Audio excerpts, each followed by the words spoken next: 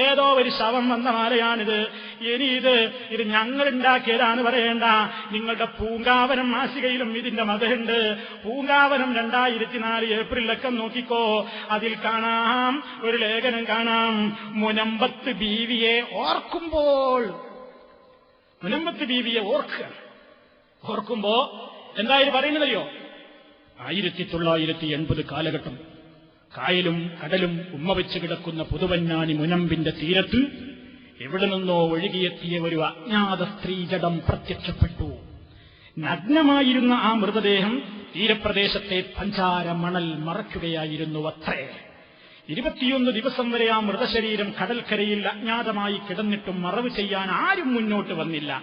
ഇതേ തുടർന്ന് വയനാട്ടുകാരായ വൃദ്ധ ദമ്പതികൾ മുക്കുവരുടെ സഹായത്തോടുകൂടി മെഹദറ മസ്ജിദിന്റെ സമീപത്തായി ഖബറടക്കുകയാണുണ്ടായത്. ഇതോടെ നാട്ടിൽ അപ്രതീക്ഷിതമായ ചില മാറ്റങ്ങൾ പ്രകടമായി തുടങ്ങി. മാറാരോഗികളിൽ ശമനം, ദരിദ്രമായിരുന്ന മുക്കുവക്കൂരകളിൽ സുഭിക്ഷത, നടുക്കടലിൽ കത്തിയെരിയുന്ന വെയിലേറ്റ് വാടിത്തളർന്ന കടലോരവാസിയുടെ മുഖങ്ങളിൽ അഭൂതപൂർവമായ ഉണർവ്. അതിങ്ങനെ പറഞ്ഞത് അവസാനം പറയണത്, ആശയറ്റവർക്ക് ആശാ കേന്ദ്രമായി, ആലംബഹീനർക്ക് അവലംബമായി. ഏത്? പുതുവഞ്ഞാനിയിലെ ഈ ചീഞ്ഞളിഞ്ഞ ശവം. ഇത് കാന്തപുരത്തിന്റെ മുഖാവനല്ലേ? പേരോടെ അല്ലേ?